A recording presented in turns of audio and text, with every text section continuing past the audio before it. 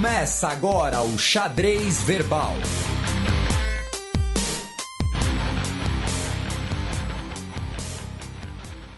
Boa aurora, ouvintes do Xadrez Verbal. Meu nome é Felipe Figueiredo e esse é um programa novo, um programa diferente.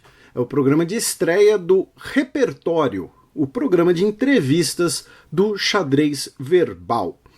Muitos de vocês conhecem o Xadrez Verbal como um podcast apresentado pelo meu amigo Matias, comigo de comentarista. Um podcast que, com o passar do tempo, um podcast que já tem aí 4 anos de idade, mas que, com o passar do tempo, acabou se tornando uma referência em termos de política internacional na internet brasileira. O Xadrez Verbal, na verdade, começou como um mero blog pessoal, sem muita pretensão, 6 anos atrás, mais de 6 anos atrás. E chegamos no momento de finalmente tirar da gaveta esse projeto, um projeto que estava prometido, inclusive, para os financiadores do Xadrez Verbal há muito tempo. Então isso é importante de ser colocado, que foram eles que tornaram isso possível. E foi a audiência de todos vocês, financiadores ou não, que tornou possível que a estreia do programa de entrevistas seja com Celso Amorim. Um nome que muita gente sugeriu, muita gente pediu, e acho que é um nome que acaba sendo muito apropriado, já que estamos falando do homem que ocupou por mais tempo o cargo de ministro de Relações Exteriores do Brasil, em 2 governos diferentes, inclusive. Além disso, ele foi ministro da Defesa, e a gente faz uma breve recapitulação do currículo dele na nossa conversa. A conversa foi gravada em agosto de 2019, em São Paulo, presencialmente, não foi no estúdio, então o áudio às vezes pode parecer que ele tem um pouquinho de eco por conta da sala em que nós estávamos.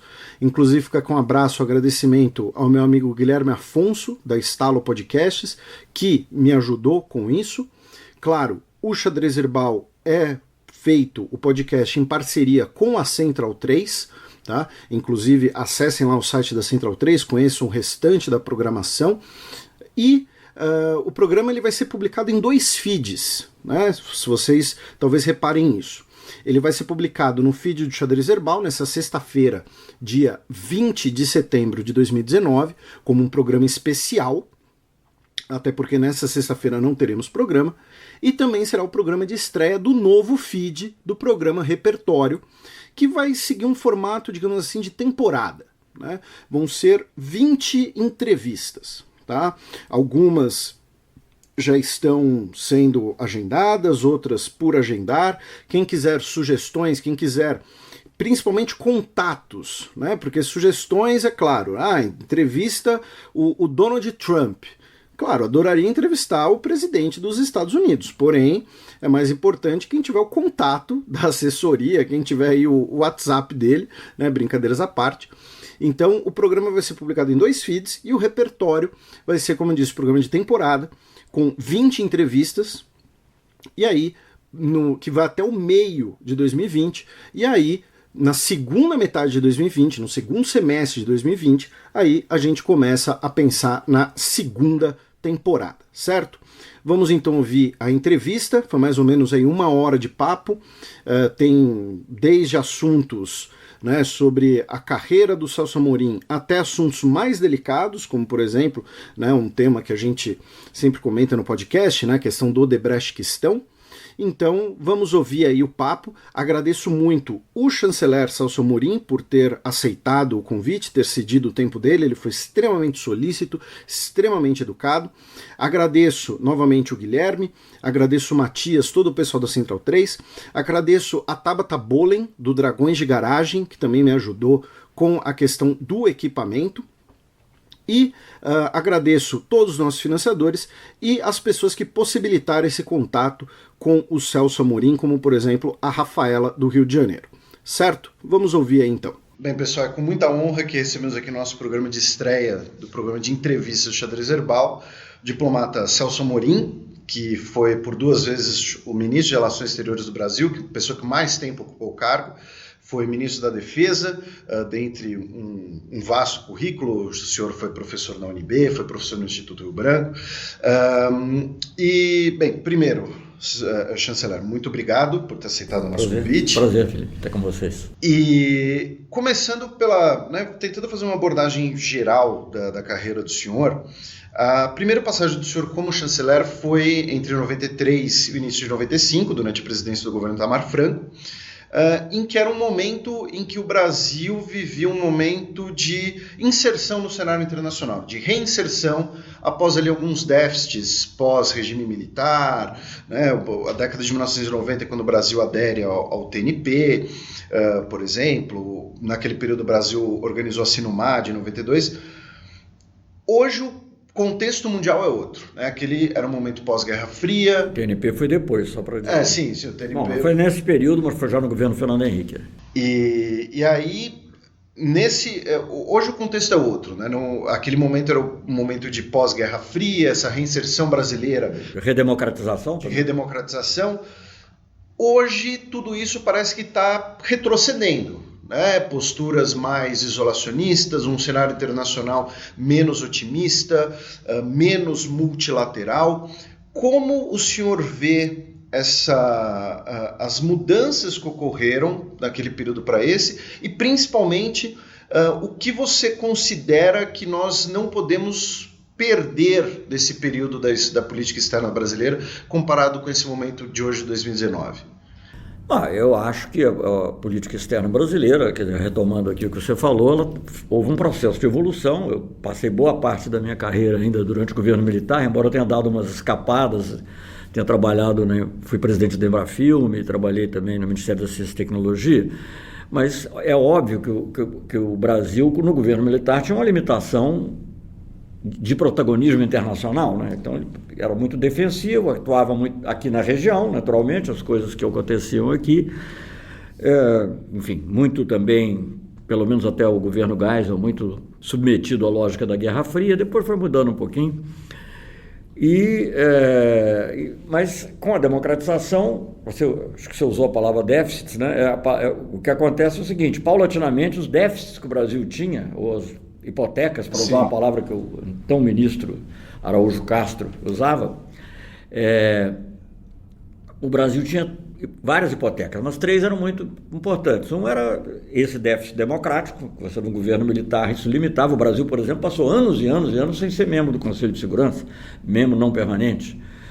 Mesmo assim, ainda é hoje, não sei se durante algum tempo era o Brasil e o Japão os países que mais tinham Estado. Acho que o Brasil ainda deve ser o segundo, mas acho que ele está ficando um pouquinho para trás agora em tempos recentes. Mas enfim, o déficit democrático tornava a política externa brasileira refém desse aspecto, né? Então não queria nem chamar muita atenção para eles para poder manter aqui a situação como era. Depois, eu acho que havia o déficit também da estabilidade econômica, preciso dizer, aliás, foi no governo Itamar, tem que reconhecer o que foi feito, na época até o partido ao qual depois eu vim a pertencer, que é o PT, foi muito crítico, mas o Plano Real foi uma coisa, você pode dizer que não foi daquele jeito, não devia ser, não devia ter a âncora cambial, enfim, isso são outros aspectos, mas evidentemente a estabilização financeira também deu mais credibilidade para as negociações, sobretudo no terreno econômico. E depois, com o Lula, com o presidente Lula, quer dizer, você tem uma consolidação, até o presidente Lula, uma consolidação da democracia, tem uma consolidação relativa, porque isso nunca é um dado perfeito, aliás, a democracia tampouco é como nós estamos vendo agora, mas você tem uma consolidação de uma economia relativamente estável, sem muito crescimento, mas relativamente estável, e qual era o grande déficit? É a justiça social, desigualdade social, que no Brasil é brutal. E a eleição do Lula marca, claro que essas coisas não ocorrem da noite para o dia, mas enfim, a simples esperança de que, a expectativa de que as questões sociais iam ser prioritárias e que, digamos assim, o combate efetivo à fome, à desigualdade. Eu estava acabando de encontrar aqui o José Graziano, que foi o diretor da FAO e que pilotou o programa Fome Zero, enfim, e medidas outras todas foram tomadas, com Bolsa Família, depois... Quer dizer, esse ânimo já, digamos, fez com que a política externa, que seguia um rumo razoável, que está previsto ali na Constituição de 88, etc., mas que pudesse ser mais, digamos assim, menos inibida, né? E por isso que, digamos, tendo que definir como seria a política externa do governo do presidente Lula e não tendo tido nem sequer muitas conversas com ele ainda, e nem eu conhecia, eu não era membro do PT na época, nem nada, eu tinha que procurar uns adjetivos que resumissem aquilo que eu achava e fiz isso falando que era política externa ia ser ativa e altiva. Mal sabia eu que isso depois ia colar mesmo na política externa, depois até eu contribuí para isso, mas não, quando eu vi já em programas de governo, a repetição, que eu não tinha posto, eu vi que tinha colado. Então eu acho isso, quer dizer, a perspectiva do combate à desigualdade no Brasil, que a eleição do Lula significou, era um resgate prévio, né, da terceira na ordem cronológica e talvez maior hipoteca que o Brasil tinha com a sua sociedade, que é a desigualdade. Já tendo, digamos, aparentemente superado o problema da democracia, do déficit democrático e do déficit de estabilidade econômica. Então isso nos deu chance de ter uma política externa que, eu não vou dizer que ela foi assim uma ruptura com as políticas que vinham sendo seguidas. Ruptura é isso que está acontecendo agora, num outro sentido, mas ela permitiu agir de uma maneira mais desinibida, né? Eu sempre me recordo, você aí nesse currículo que apresentou, não mencionou, nem poderia mencionar, mas eu fui também embaixador na ONU. Eu vou mencionar. Não importa, eu só estou dizendo isso do governo Fernando Henrique, né? E depois em Genebra também. Então, em Londres, mas na ONU, em Nova York e em Genebra, digamos, eram lugares onde, digamos, tinha que a política externa ficar muito exposta. Então não é que eu vou dizer que era tudo errado, não era tudo errado. O que havia muitas vezes era uma certa timidez de levar certas atitudes adiante. Vai devagar, não briga com fulano, não acontece isso, não acontece aquilo. E eu acho que o que a gente... política com a África, tudo bem, mas também não vamos desviar das atenções dos Estados Unidos e da Europa. Integração sul-americana, sim, mas sem provocar. Então, quer dizer, não é que as coisas começaram todas no governo Lula. Algumas coisas sim, mas o próprio combate à fome e à pobreza em nível mundial foi uma coisa do Lula. Mas, digamos assim, a integração sul-americana tem antecedentes, a política com a África tem antecedentes. Aliás, um antecedente importante que foi concretizado no governo Fernando Henrique, mas que foi, na realidade, trabalhado no governo Itamar Franco, e que já vinha, de certa maneira, indiretamente desde o governo Sarney, a CPLP, né, o País de Língua Portuguesa, que também foi uma forma de nós nos aproximarmos da África novamente. Enfim, então essas coisas todas que estavam assim, que estavam ali, o Brasil era contra a solução militar e bélica para a questão do Iraque, né, por exemplo. Mas agia com um pouco mais de timidez. Então, com o governo, eu sei, porque eu participei disso pessoalmente, até como embaixador na ONU, etc. Mas no governo Lula foi possível tomar muito mais ações, né? Você coordenar com a Alemanha, com França, com Rússia, de maneira muito mais ativa. Eu estou dando um exemplo, né? Coisas que aconteceram logo no governo. No plano econômico, a ALCA falou, olha, não é porque os americanos querem que a gente vai ter que fazer. Veja bem, no governo Itamar, a ALCA foi lançada em dezembro de 94. Eu era ministro Itamar Franco. Não tinha como deixar de entrar. Não havia como. Era uma coisa de aceitar a ideia. O que nós fizemos na época, eu acho que nós fizemos, eu tive todo o apoio do presidente Itamar para isso, foi adiar ao máximo. Então nós pegamos um prazo de 10 anos. E com o prazo de 10 anos as coisas mudaram. Eu nunca podia imaginar que eu ia ser de novo ministro e que ia ser ministro do Lula. Não tinha. Mas, de qualquer maneira, com o tempo, achava eu, isso permitiria, digamos, uma consolidação do Mercosul, ações de integração sul-americana, e a realidade mudou, então a gente pôde enfrentar, digamos, as coisas negativas da ALCA. Se você quiser, eu falo sobre isso. Mesma coisa em relação ao MC, né? Que tinha a rodada que tinha começado antes e tal, mas estava caminhando num sentido ruim. Então, no governo Lula, a gente pôde ter, digamos assim, uma assertividade maior. Então, acho que, em resumo, é isso que eu falaria. E, justamente, né, de 95 a 99, o senhor foi embaixador brasileiro na ONU e depois embaixador brasileiro na OMC. Na OMC e demais organismos em Genebra. Desarmamento, fui presidente da Conferência de Desarmamento. Isso, só um parênteses, porque isso me foi útil, por exemplo, para discutir questões como o programa nuclear iraniano, quer dizer, isso não... E nesse sentido... Outra coisinha, deixa eu falar. Não, em geral, isso acaba escapando, são coisas importantes. Eu também era representante permanente de todos os organismos da ONU. Depois nós mudamos. Por exemplo, na área de direitos humanos, o Brasil propôs naquela época uma resolução muito importante, que era muito simples. Era só dizer que o racismo é incompatível com a democracia. Sofreu muita oposição dos países ricos. Muita. Acabou passando. E essa questão do racismo ser condenado muitas vezes gera debates, né? Inclusive, recentemente a gente teve 100 anos do Tratado de Versalhes, em que o Japão teve um contencioso com a Austrália e o Reino Unido na época, né? Porém, nesse período da carreira do senhor, ali entre 95 e 2001, a gente teve uma conquista que eu acho que é muito interessante da gente abordar, porque é talvez um ótimo exemplo de como a diplomacia, a política externa, pode afetar o cotidiano do brasileiro, e que às vezes é pouco comentado, que é a questão do medicamento genérico. Né? E o senhor fez parte, esteve à frente desse processo em alguns momentos.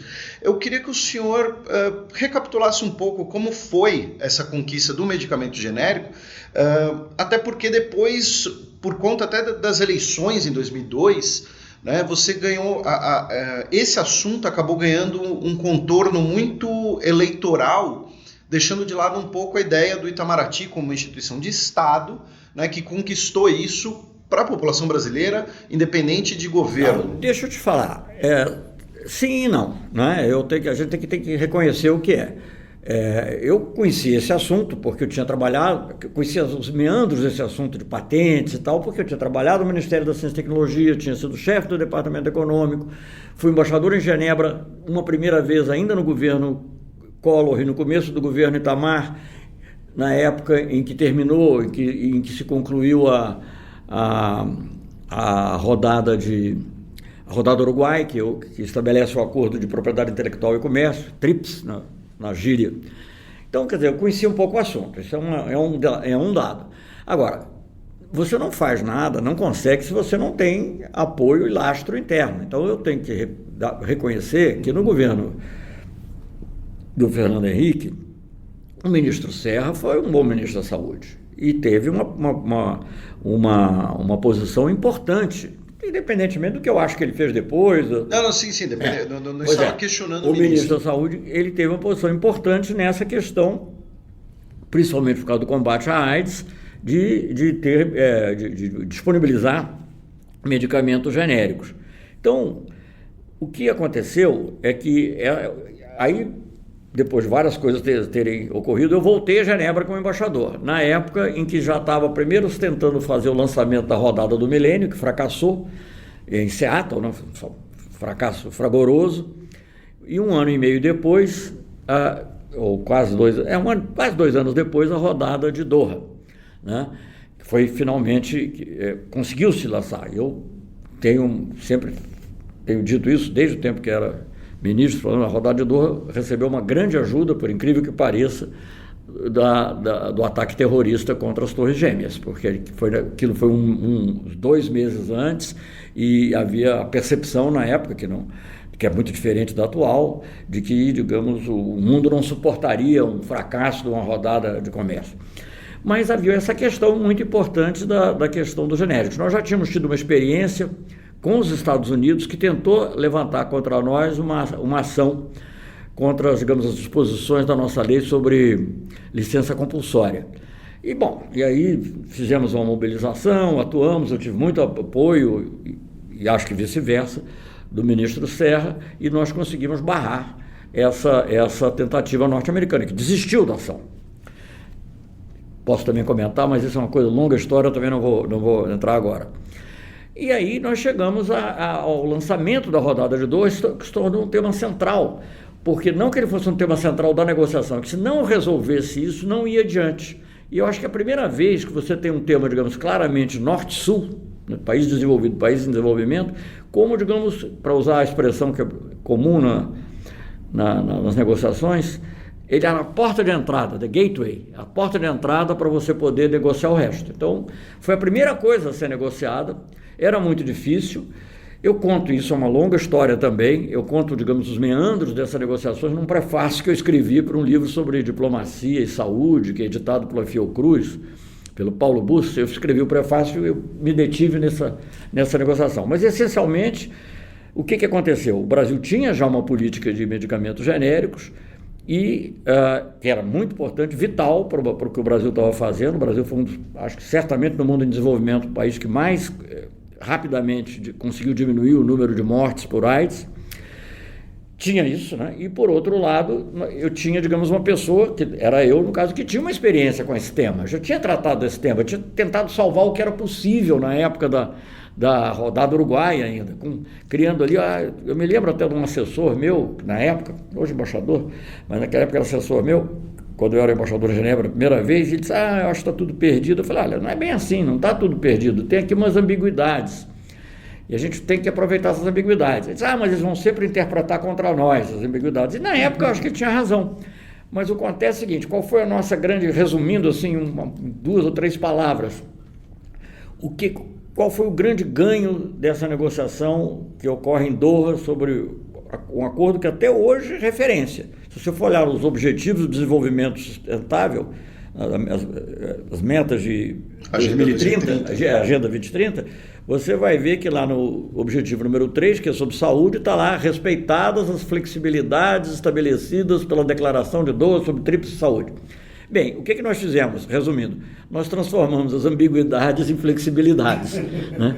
E, enfim, é claro que isso não elimina as pressões que continuam ocorrendo, mas quer dizer, hoje temos essa possibilidade. Quando o Brasil efetivamente aplicou a licença compulsória, a possibilidade de aplicar já nos ajudava a conseguir preços mais baratos. O próprio governo Fernando Henrique e o ministro Serra tiveram envolvidos nisso. Mas no governo Lula foi a primeira vez, já com o ministro Temporão, que foi aplicada uma licença compulsória, que era inclusive uma licença compulsória para importar da Índia. Era um caso assim mais difícil até, de certa maneira, porque não era uma produção local, era você usar a licença compulsória para importar um componente, acho que hoje é produzido no Brasil, defavirense, e também para AIDS. E foi a primeira vez que a gente aplicou, ninguém se atreveu nem a questionar. Então, você veja.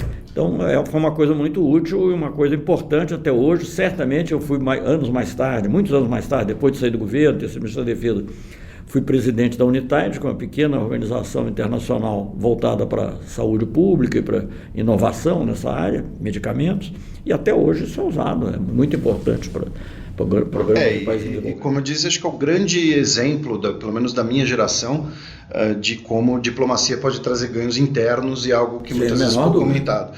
E depois eu pretendo, inclusive, voltar nessa questão. Mas para a gente fechar ali a década de 1990, a década de 1990 é quando nós temos a criação do Mercosul, né? Qual, brevemente, a visão do senhor sobre os prospectos desse acordo entre Mercosul e União Europeia?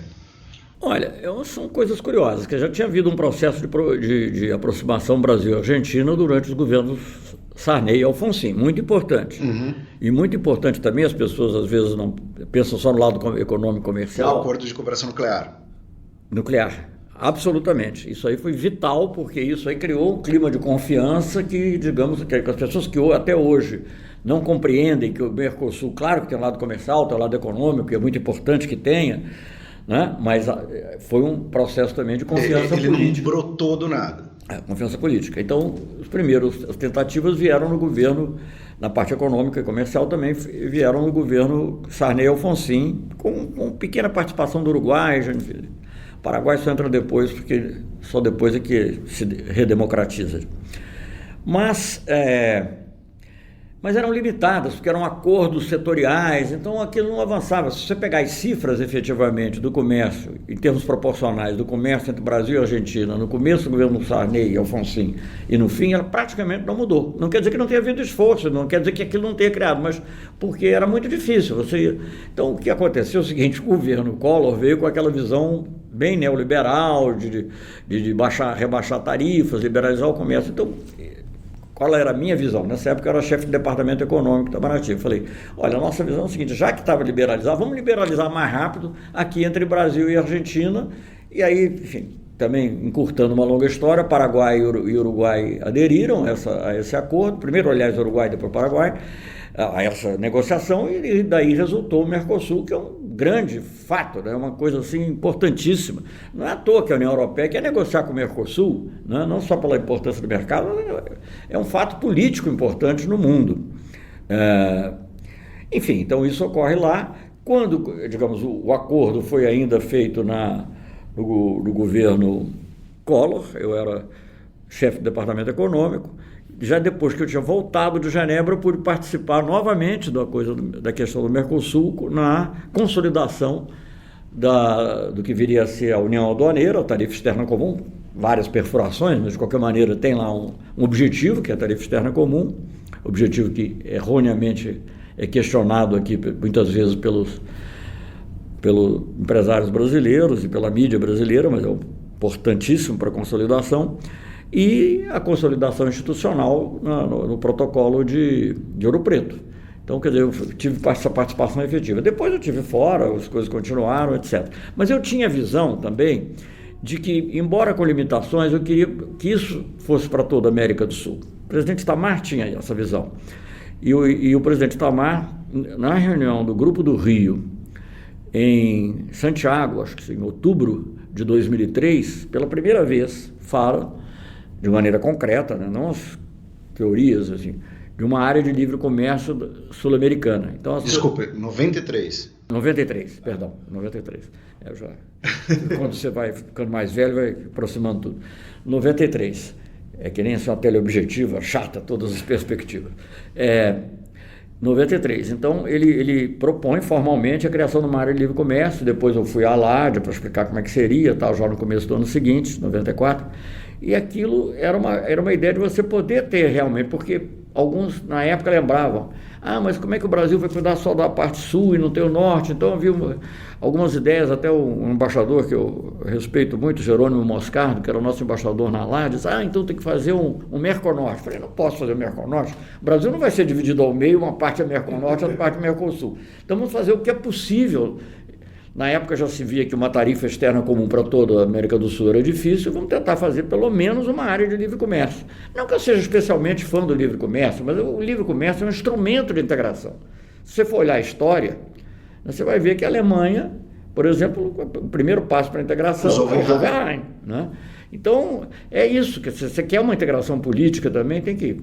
Devo dizer que o governo Fernando Henrique, ele pessoalmente teve uma atitude muito positiva, convocando a primeira cúpula de países da América do Sul, e depois o governo Lula, que realmente, mas não avançou na parte comercial, ficou muito na teoria. Até Venezuela queria entrar para o Mercosul naquela época, teria sido talvez até melhor, porque era governo Caldeira, não ia dar problema, já ia ser mais rápido.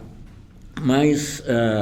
Então era isso, quer dizer, são atitudes que nós tomamos naquela época do Itamar, já se falava, não, né? Os jornalistas me falavam, é ALCSA, não ALCA, né?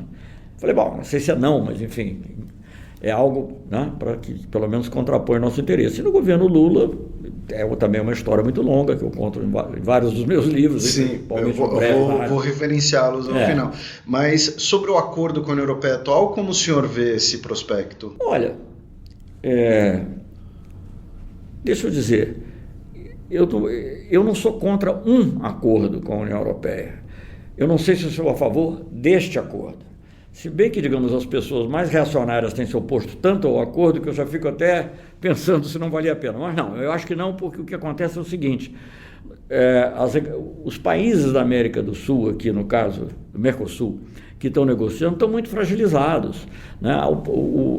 Nós aqui temos um governo que é uma coisa, não vou nem descrever para não comprometer o seu programa aí. Não, mas enfim, fique completamente à vontade. Mas você pega, por exemplo, na Argentina, o Macri já com a corda no pescoço, o FMI, quer dizer, tendo que ter uma boa notícia de qualquer maneira, né? O governo nosso anterior, que foi, na realidade, onde foi negociado. Eu acho que eu tenho a impressão que no governo Bolsonaro não aconteceu nada, só decisão política de assinar. Mas foi o governo Temer que tocou com muita ênfase, junto com o governo Macri. O Uruguai e Paraguai, que são economias menores, sempre foram mais favoráveis. Mas eu acho o seguinte, da maneira como foi feito, eu acho que, digamos, tanto o Brasil como a Argentina se desindustrializaram muito. Eu acho que da maneira como foi feito, isso consolida essa situação de desindustrialização. E isso é muito negativo. Então eu acho que essa é a crítica que eu faço ao que foi assinado.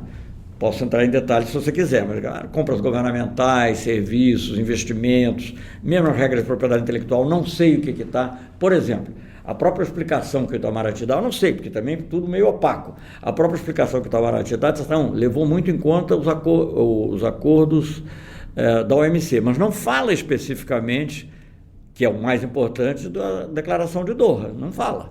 Não sei se o acordo fala, mas a explicação não fala. Então, muita coisa ainda está para ser vista, tem essas questões, tem uma questão que já vinha e que por isso foi em grande parte que os acordos também não... Duas questões, né? Que foi difícil prosseguir na época do governo Lula, porque nós tentamos negociar, digamos, que é a desgravação muito rápida dos produtos industriais, reivindicação europeia, e as ofertas bizonhas da Europa em matéria de agricultura. Então, isso é esse acordo. Agora, e nessas coisas, né, como dizem os negociadores comerciais, eu vivi muito tempo entre eles, o diabo está nos detalhes, né? Então você tem que ver os detalhes. Agora, em tese, eu não posso ser contra o acordo, porque a ideia de ter um acordo, eu participei dela, inicialmente foi no governo Itamar, no caso do Brasil. E por quê? Porque naquela época a ALCA parecia, como eu já disse antes, inevitável, totalmente inevitável. Se eu dissesse, por exemplo, para a Argentina que não ia ter ALCA, acabava o Mercosul. Que na época de Menem, Cavalo e tal, e para nós era importante. Eu tive que dizer o seguinte: olha, podemos negociar, mas vamos negociar em conjunto, se quiserem. E isso foi aceito. Tivemos que dizer, quando eu digo isso, eu disse, mas é uma carta de Itamar Franco aos 3 presidentes do Mercosul, os 3 outros presidentes do Mercosul. Então, nessa época em que parecia inevitável, eu acho que ter um acordo com a União Europeia, a China ainda não tinha despontado da maneira que despontava, despontando. Aliás, foi no governo Itamar também que se fez a parceria estratégica, começou. Só que o comércio com a China naquela época, acho que era 2 bilhões, 1 bilhão para cada lado. Hoje é, sei lá quanto, não sei, dos 2 lados, sei lá, 80, sei lá. Então, na realidade, as ações concretas vieram mais tarde. Mas então, quer dizer, a China não era assim tão fundamental. Então, para você ter algum equilíbrio naquilo que parecia inevitável, que era um processo de liberalização da nossa economia, era importante ter um acordo com a União Europeia, na época a Comunidade Europeia, para não ficar só dependente dos Estados Unidos. Então, volto a dizer, isso novamente é verdade, de certa maneira. Agora, não é qualquer acordo. É preciso ser um bom acordo. Perfeito. E agora eu vou brevemente pular a gestão do senhor como chanceler dos 8 anos do governo Lula, a gente vai retornar para ela, mas eu vou para a gestão do senhor como ministro da Defesa, de 2011 a 2014, brevemente. Eu queria fazer 2 perguntas para o senhor. A primeira, aproveitando um tema do momento, né, em relação à Amazônia, uma questão que é muito debatida, especialmente nos meios que votaram no atual presidente, alguns meios militares, inclusive, é a questão, né, da exploração da Amazônia por estrangeiros, os interesses europeus, e parte disso entra a questão das reservas indígenas na fronteira brasileira, em regiões de fronteira brasileira.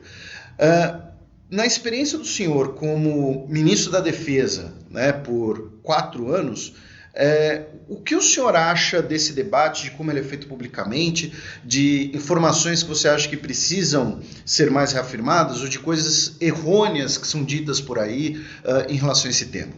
Olha, veja bem, quando eu fui ministro da Defesa, até, digamos, por sorte minha, essas questões já estavam consolidadas, né? Inclusive a demarcação de Raposa Serra do Sol, essas questões todas que tinham levantado polêmica, até uma das razões pelas quais o general Heleno foi afastado foram declarações que ele fez na época, ainda no governo Lula, e eu não era ministro.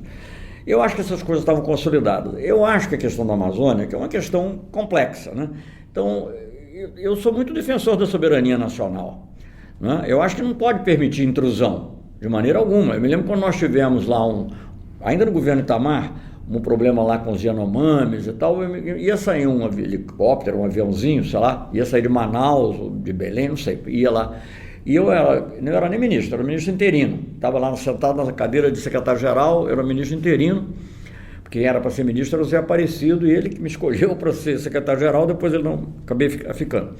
E E eles queriam um cônsul americano entrar lá. Eu falei, não, de jeito nenhum, no avião. Não, isso aqui é uma coisa nossa, só não tem nada a ver. Então eu sempre defendia sobre. Não era por ser americano, para ser americano. Briguei uma vez com a França por causa de um problema, já com o ministro do Lula, porque quando houve uma operação, que era uma operação de resgate de uma refém da Colômbia, né? A Ingrid Betancourt, eles pousaram um avião aqui perto da fronteira sem nos avisar. E o Dominique de Villepin, que era um ministro brabo, brigou com os Estados Unidos por causa do Iraque, meu amigo pessoal, ele pediu desculpas formais. Tem uma fotografia claro que é uma digamos assim, um lance de oportunidade, porque era numa outra circunstância, mas ele é muito mais alto que eu, está assim meio curvado. Então, a fotografia diz Pardon Brasil, né? Quer dizer, então naquela época a França pedia perdão ao Brasil, hoje em dia o Brasil tem que pedir perdão ao mundo. Então, por quê? Só resumindo a minha visão, eu sei que a sua pergunta tem mais com terras indígenas, mas para falar mais do problema atual, eu acho o seguinte, se você acompanhar o que o Brasil fez em Copenhague e depois consolidou já no governo Dilma, eu não tive muita participação no governo Dilma, a nossa defesa da soberania é total. Agora, a responsabilidade também é total. Quer dizer, a gente é o seguinte, quer dizer, um resumo assim, responsabilidade, problema global, responsabilidade nacional. Então, nós é que definimos como vamos fazer. Podemos receber cooperação internacional para isso, desde que seja nos projetos que tenham sido aprovados. E era assim que a gente fez. Esse Fundo Amazônia era nessa base. Com participação de ONG, do que for, não tem problema. Mas eram definidos com conjunto, BNDES, Ministério do Meio Ambiente, o Itamaraty participou inclusive da formulação da ideia, não me lembro se o Itamaraty participou dos projetos individuais, não sei. Então eu acho o seguinte, nós temos uma responsabilidade sim de proteger a Amazônia. Quer dizer, eu às vezes fico meio preocupado com essas metáforas que eu vou fazer agora, mas por exemplo, como você tem um apartamento aqui, um hotel, você tem um apartamento, tem um vazamento no seu apartamento que começa a cair nos outros prédios, você tem que cuidar, é você quem cuida.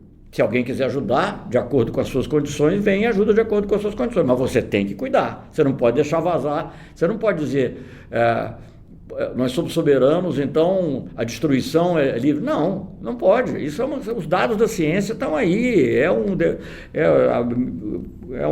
grande produtor de oxigênio, como que eles chamam, um depósito, mas tem um nome outro que agora me escapa, de carbono. Então ele contribui para evitar. A maior contribuição do Brasil, como foi negociado, ainda como o Brasil apresentou em Copenhague, depois entra na negociação já do Acordo de Paris, é justamente com a diminuição do desmatamento. Então é fundamental. E o que acontece agora, sem entrar, digamos, nos tweets ridículos aí que são emitidos, né? Porque é uma coisa assim até deplorável com relação à mulher, então é uma coisa assim vergonhosa que eu jamais vi na vida diplomática. Nós estamos vivendo um momento que é uma coisa incrível. Isso é preciso ver que nunca houve uma coisa desse tipo, nunca vi, nem no governo militar, que havia coisas muito ruins que ocorriam aqui dentro. Mas não tinha Twitter. Mas não tinha Twitter. Não tinha Twitter e havia, digamos assim, nem que fosse hipocrisia. Você sabe, tem a frase do La Rochefoucauld que eu gosto de citar muito, que se aplica a muitas situações, que a hipocrisia é o tributo que o vício paga à virtude, é a homenagem que o vício faz à virtude. Então você já é obrigado ele disse, não, tortura não, sei lá, aconteceu, foi por acaso, não sei o quê. Não havia uma defesa assim institucional e pública da tortura, como não pode haver uma defesa institucional e pública da destruição da floresta amazônica, né? Então eu acho isso. Eu acho que hoje em dia nós estamos nessa situação. Eu acho que se você for ver, outro dia por acaso até revi o discurso do Lula em Copenhague, né?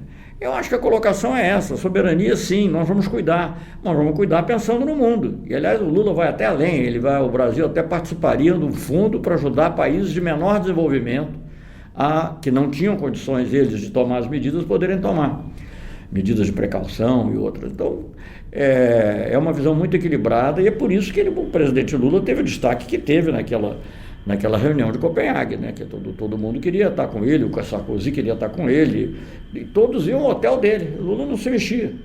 As pessoas iam ao hotel onde eu estava hospedado, porque eu estava lá acompanhando. Então, eu acho que essa é uma mudança muito importante. Então, eu acho que essa coisa da Amazônia é isso. E o que eu vejo, por exemplo, A soberania não é para você destruir valores que são civilizacionais. Como é que vai lidar com esse problema? É outra questão. Você não pode dizer, eu sou soberano para desrespeitar os direitos humanos, eu sou soberano para praticar o racismo, eu sou soberano para perseguir LGBT, sou soberano para fazer censura a filme. Não pode. Não sou soberano para destruir a Amazônia. Não é assim. Por isso existem normas internacionais, você negociar uma falsa visão de que a soberania é contra as normas internacionais que são fruto do marxismo cultural. Precisa explicar, viu? Muita gente tem que explicar o Clinton, tem que explicar o Chirac, tal, que eram todos marxistas. Não sabia, mas eram marxistas. Então eu acho isso.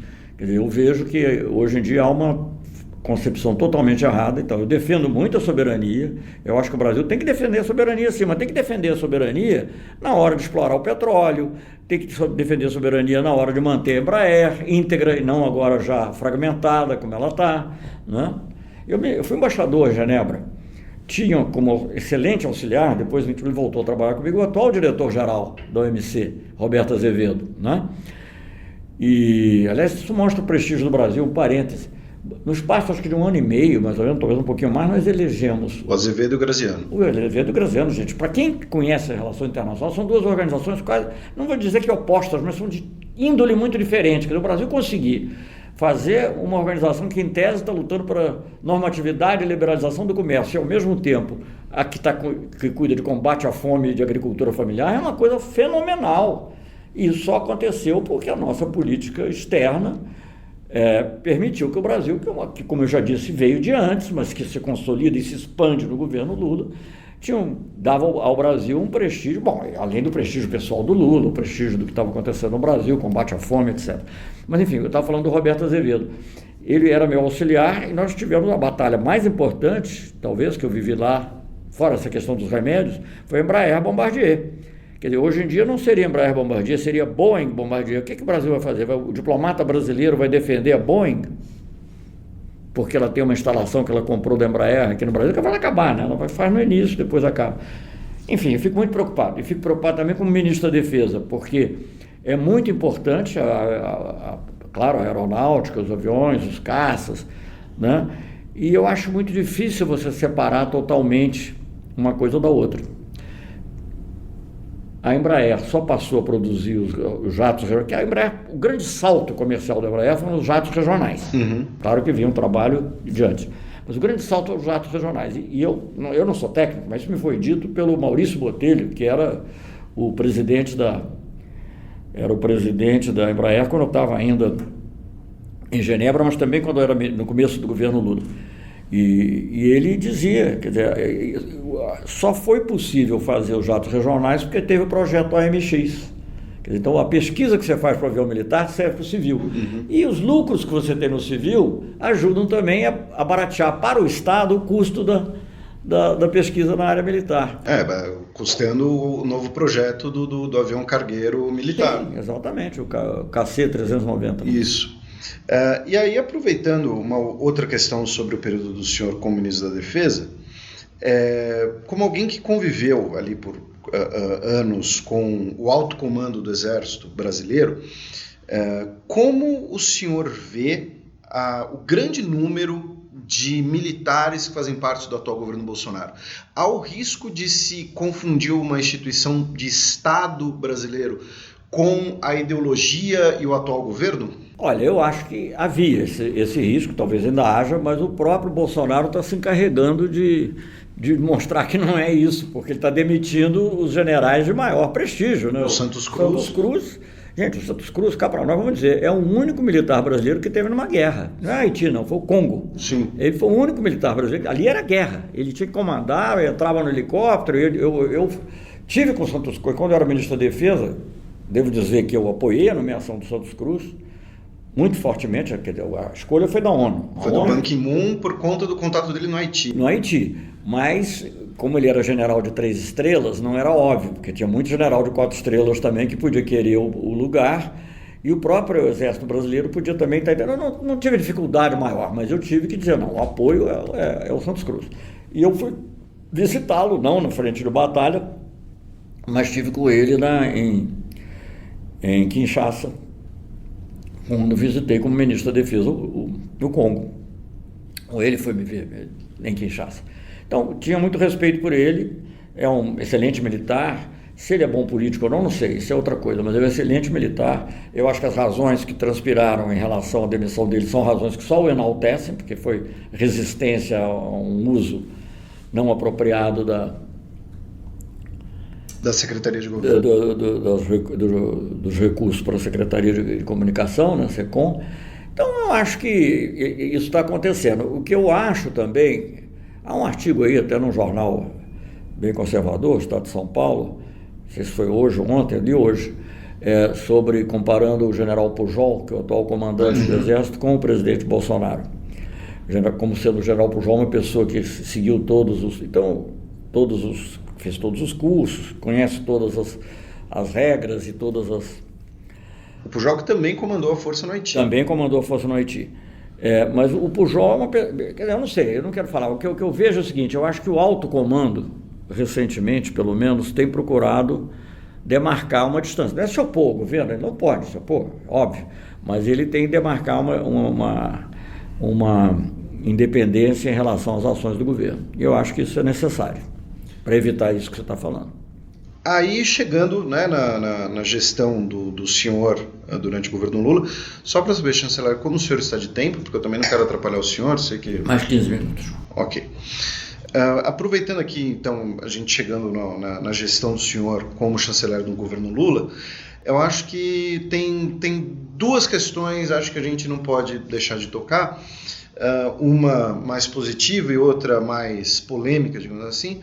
A mais positiva é que foi, nesse período que foi instituído os BRICS, né? A primeira cúpula dos BRICS foi em 2009, né? Ainda no governo Lula. A primeira cúpula foi em 2009, minha reunião de chanceleres na ONU, eu já estava atendendo desde 2006 e fez a primeira fora da ONU em 2008 em Ekaterimburgo.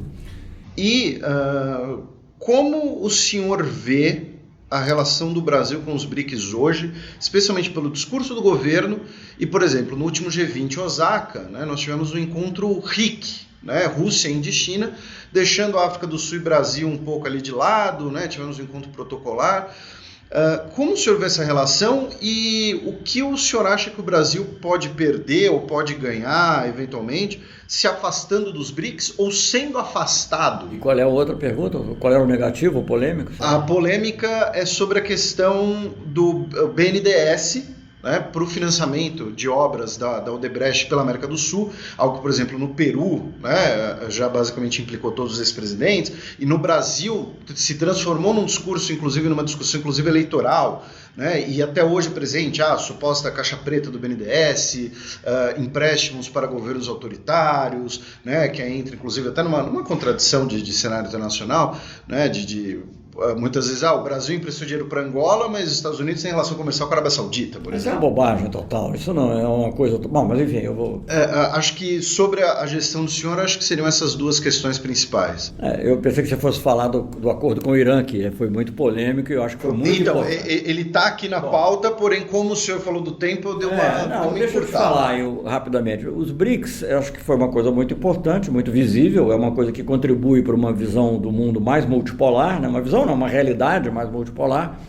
Agora, os BRICS só passaram a existir porque o Brasil tinha tomado uma série de outras iniciativas antes, uma política externa muito presente, criando vários grupos, países árabes, com a África, etc. e tal, e muito especificamente um fórum do IBAS, Índia, Brasil e África do Sul, que obviamente não chama a mesma atenção, porque não tem o mesmo porte.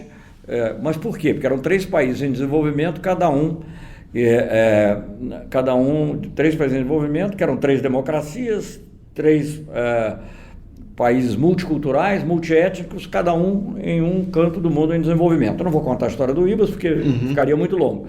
Mas uma coisa que eu posso dizer é que tanto os chineses quanto os russos viviam batendo na porta do IBAS. Eles se sentiam discriminados. Por que nós não fazemos parte?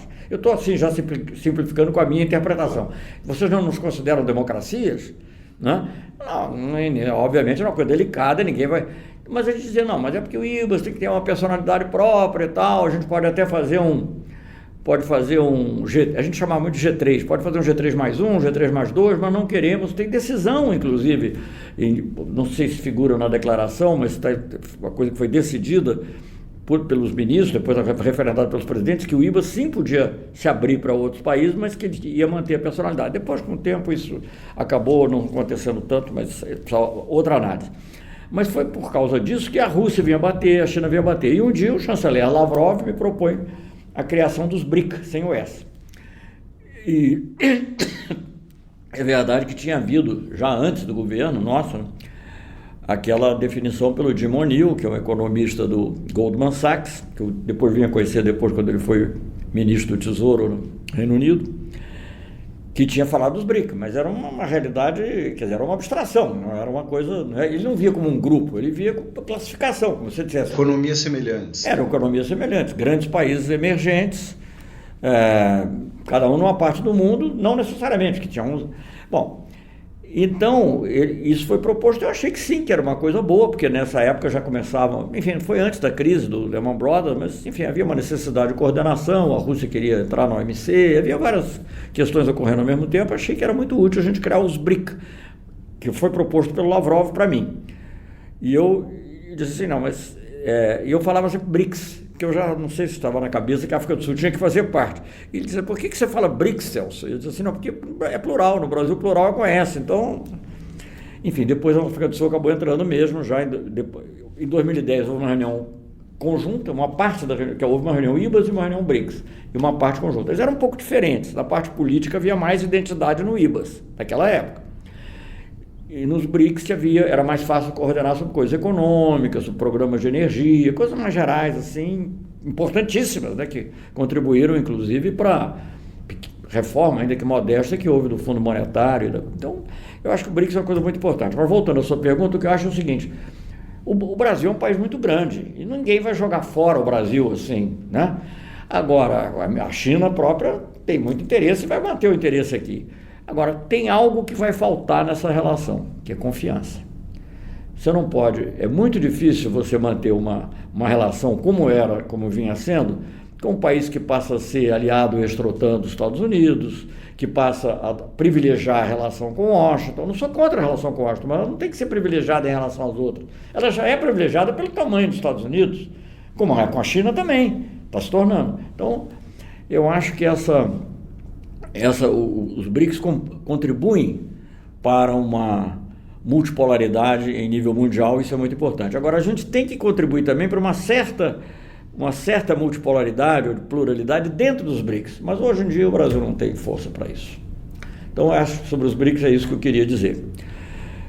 A outra questão, mas o BNDES, o Brasil faz o que todos os países desenvolvidos fazem, nós nos miramos, inclusive quando nós fomos procurar a possibilidade de fazer empréstimos concessionais, né, nós nos miramos no exemplo da OCDE, como é que a OCDE fazia, os países da OCDE fazem. Na realidade, a OCDE é até para limitar, para eles não fazerem mais ainda, porque a OCDE é para evitar que isso tenha uma concorrência desleal muito grande entre eles.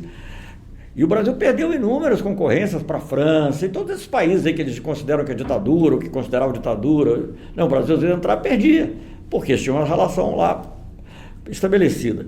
Então, eu acho que isso aí, eu acho que é um instrumento muito importante de política externa, empréstimo, e nós nunca deixamos de defender o interesse nacional. Que eu me lembre, às vezes pode ser que eu não deixaria de me lembrar, a única vez que eu chamei um embaixador brasileiro para consultas foi do Equador. Por conta do Odebrecht. Não foi por conta do Odebrecht, foi por conta do BNDES. Já tinha problema com o Odebrecht. Mas a gente chamou quando eles não pagaram a parcela, ou ameaçaram não pagar, sei lá, a parcela do BNDES. Porque isso ia afetar todo o acordo de crédito recíproco, que era essencial para a nossa integração na América do Sul. Sim, foi 21 porque a gente defendia, ele não dava empréstimo, é uma besteira enorme. Se você dizer, eu quero saber se você falar com alguém do agronegócio que ele vai deixar de vender o negócio dele porque o país é ditadura. Vai deixar de vender? Vai deixar de vender para a Arábia Saudita? Vai para a Embraer deixar de vender avião? Isso não existe, gente, não existe no mundo. Claro que você pode ter uma relação de maior ou menor proximidade em função das suas afinidades. Quando falam ditadura, vamos colocar nos termos claros, falam muito de Cuba, né? Cuba é esse grande... Falam da Guiné Equatorial também, falam qualquer outro, mas falam... Gente, Cuba era um, pelo menos no tempo que eu estive lá, era um pagador rigoroso nós começamos a emprestar, os empréstimos começaram a sair, não sei se era o BNDES nesse caso, mas enfim, empréstimos aprovados pelo COFIG, que eu me recordo, os primeiros eram exportação de alimentos. Então lá os americanos brigando, os produtores de alimentos, brigando com o governo americano, porque eles querem também entrar no mercado cubano. Depois é que veio o Porto de Mariel. E eu acho que o Porto de Mariel, além de... Gente, o que a empresa fazia, eu não sei. Nunca entrei na caixa preta das empresas. Não conheço. Né? Felizmente não conheço, nunca ninguém me falou, nem ninguém denunciou. Ninguém veio lá para mim para denunciar uma coisa que tivesse errado. Não sei, nunca vi. O que eu sei que eram empréstimos que beneficiavam o emprego no Brasil, emprego qualificado de engenheiros, de técnicos, até porque nas próprias obras, isso é muito falado. Tinha muita participação local, empregava muita gente local, era a grande vantagem que o Brasil tinha até nessa época em relação à China, por exemplo. Então, acho que era um instrumento de projeção do Brasil, de presença do Brasil no mundo, de exportação dos nossos produtos, nossos serviços. Todo mundo briga para exportar serviços. Então eu vejo dessa maneira. Eu acho que essa questão, que você não empresta, a maneira de você emprestar para o país ou para o exportador, isso dá na mesma, desde que ele pague, né? Aí misturam isso com o perdão da dívida em relação a dívidas, inclusive, contraídas muito tempo antes, e que tinham se tornado impagáveis e que possibilitaram novas ações e novas presenças brasileiras. E não é só, eles falam mal porque houve essas que estão aí misturadas com a Lava Jato, mas a Vale, que investiu, é uma empresa já privada e tal, que investiu em Moçambique em algo importante, que o Brasil não produz carvão suficiente. Então era uma coisa importante. Enfim, então eu acho que o Brasil exportou ônibus, o Brasil exportou avião, né? Isso eu acho que exportou também alimentos, como eu te falei, no caso de Cuba. Então é isso aqui. E para a gente fechar sobre o caso do Irã, né, o senhor, inclusive é o tema de um dos livros do senhor, é o tema central, né? A primeira narrativa, mas é talvez a mais importante. E Teherã, Ramallah e Doha foi traduzido para o inglês como, quer dizer, falando em português, o título em inglês era Atuando Globalmente, Acting Globally.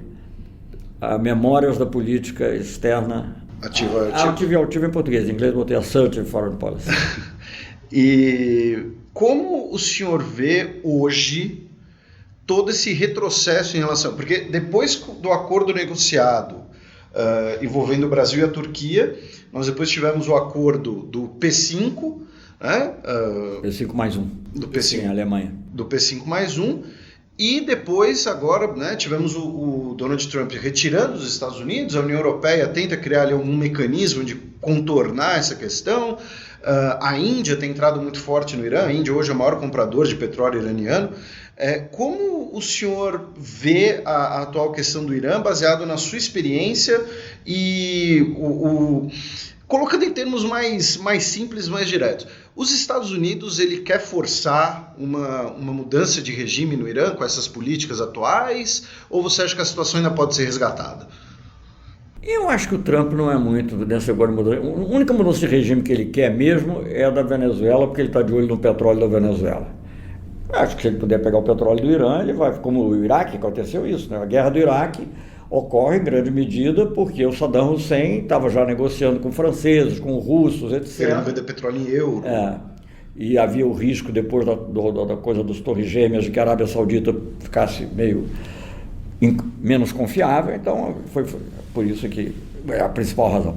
Então, a Venezuela é a mesma coisa. Esse cara quer botar a mão na maior reserva. E por isso também que houve o golpe no Brasil. Não é só por isso, mas é igual o golpe parlamentar e a prisão do Lula. Tudo está ligado a um projeto que permita...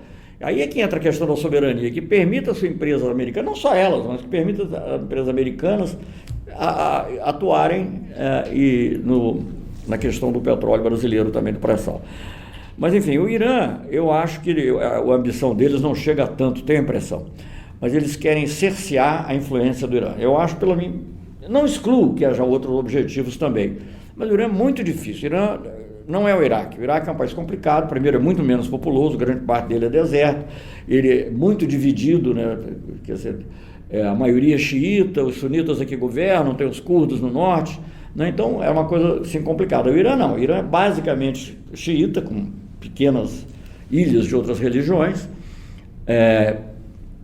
tem, portanto, uma unidade cultural, tem uma tradição cultural muito forte também, e tem presença nos países do Oriente Médio. Então, eu acho que ali tem um problema geopolítico. Então, é um ator fundamental no Oriente Médio. Então, você não pode pensar em paz no Oriente Médio se o Irã não tiver, de alguma maneira, envolvido, porque ele pode estragar. Quando teve essa questão da Síria, eu tive uma conversa com o Kofi Annan, eu acho que ainda era ministro da Defesa, e o Kofi Annan era o representante especial do secretário-geral para a Síria, no início, depois ele saiu. Eu conversei, o Kofi Annan concordou, mas ele tinha que levar com cuidado e tal. Disse, olha, vocês têm que botar o Irã nessa discussão, porque o único que vai poder falar com o governo sírio e que pode fazer com o Hezbollah, que também apoia o governo sírio, é o Irã. Não são outros. Ninguém vai convencer. O resultado é que teve milhares e milhares de mortes. Estou defendendo o governo sírio também não, mas é que eu acho que tinha que ser uma coisa pela negociação.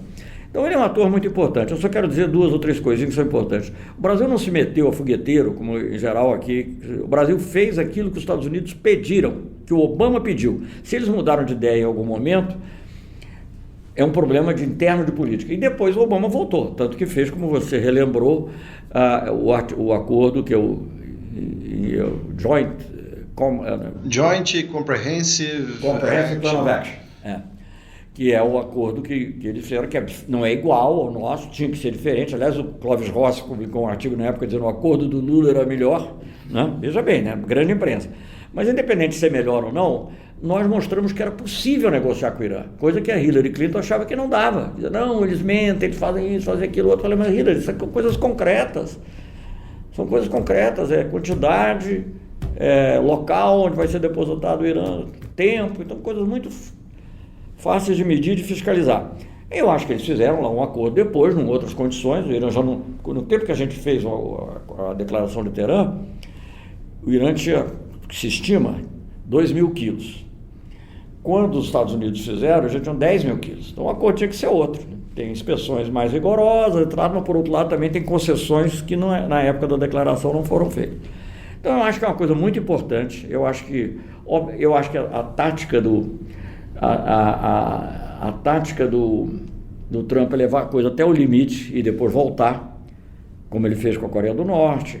Ele está fazendo, mesmo com a Venezuela, quando chegou na hora de usar a força, não sei, se arranjasse aqui os brasileiros para ir, mas ele não foi até lá. E com o Irã eu acho que é a mesma coisa. Eu acho que ele vai amedrontar, vai tentar conseguir uma condição melhor. Eu acho que o principal defeito do acordo com o Irã, do ponto de vista do Trump, é que ele foi feito pelo Obama. É o principal defeito. Uma questão de vaidade. Então não pode... Tudo que é o legado do Obama, ele quis apagar. Não estou defendendo também o Obama, não. Acho que o Obama fez coisas boas e coisas não tão boas. Mas, certamente, o Obama, por exemplo, fez muito pouco pela paz na Palestina. Muito pouco. Até o governo Bush fez mais. O governo Bush tentou mais e mais. O caminho do mapa, né? Mapa do caminho. Mapa do caminho. O Brasil, aliás, participou da Conferência de Anápolis, poucos países. E para a gente fechar, a gente tem uma brincadeira no nosso programa, o chamado Sétimo Selo, em que a gente sempre pede para o convidado dar uma sugestão cultural, né? Além dos livros do senhor, alguma leitura... Podia falar os filmes dos meus filhos também, mas enfim... O senhor fica à vontade para recomendar o que o senhor quiser, alguma coisa que o senhor esteja lendo, que o senhor assistiu recentemente. Um esqueço de outro, é melhor não falar nada. Que eu estou lendo, gente, eu li uma coisa totalmente fora aqui dos padrões, um livro que eu li recentemente que eu gostei muito, eu li em francês, a edição original é em inglês, mas eu li em francês, chama Café dos Existencialistas, porque o existencialismo influenciou muito a minha geração, né? O Sartre influenciou muito, outras pessoas influenciaram muito, com variações e tal. Então é interessante ver como é que aquilo foi a discussão na época, né? Existencialista de tudo, né, ali, em termos políticos.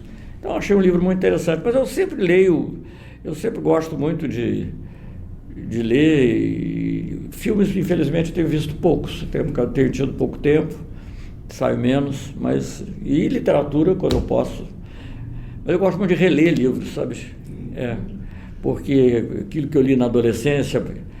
Sei lá, hoje a gente tem outra visão, né? Guerra e Paz, Stendhal, Machado de Assis, Lima Barreto, então... Eu sei como é esse hábito. Mas, enfim, chanceler, muito obrigado pelo tempo do senhor, pelas palavras do senhor, né? Acho que todos os ouvintes aqui nossos vão gostar e, enfim, as portas sempre estarão abertas. Gosto de jogar xadrez também. Então estarão abertas para isso também. Um abraço. Bem, essa foi a nossa entrevista com o Celso Amorim aqui no programa de estreia do Repertório. Repetindo, ele será publicado em 2 feeds. Acompanhem as redes sociais do Xadrez Herbal, o site do Xadrez Herbal, xadrezherbal.com ou Xadrez Herbal no Facebook, no Twitter, tá? Para ficar por dentro dos novos programas, para ficar por dentro do novo feed, já que o feed do Repertório provavelmente ele vai sair alguns dias depois, né, com um certo delay de quando esse programa sair no feed do Xadrez Herbal, certo? Mas vai ser um feed separado, a ideia é que ele seja quinzenal, inclusive alternando com Fronteiras Invisíveis do Futebol, nosso podcast de história. Então, você vai ter aí 2 podcasts por semana só pelo Xadrez Herbal, né? Então aí já é bastante tempo para você lavar sua louça, para você ouvir no ônibus, para você fazer sua faxina, certo? Para a gente encerrar o programa, a gente vai ouvir a música O Mar, do Dorival Caymmi, que é uma música do gosto, da preferência do chanceler Celso Amorim. Então, né, como eu acabei até por conta do tempo ali, vocês perceberam na conversa, né, fiquei ali até um pouco um pouco corrido ali, então não deu tempo de eu na hora perguntar para ele alguma música de encerramento, mas então tá aí a música O Mar, do Dorival Caymmi. Novamente agradeço todo mundo que ouviu até aqui. Mandem aí seu e-mail, mandem suas sugestões, seus contatos de entrevistados. Muito obrigado e até daqui 2 semanas.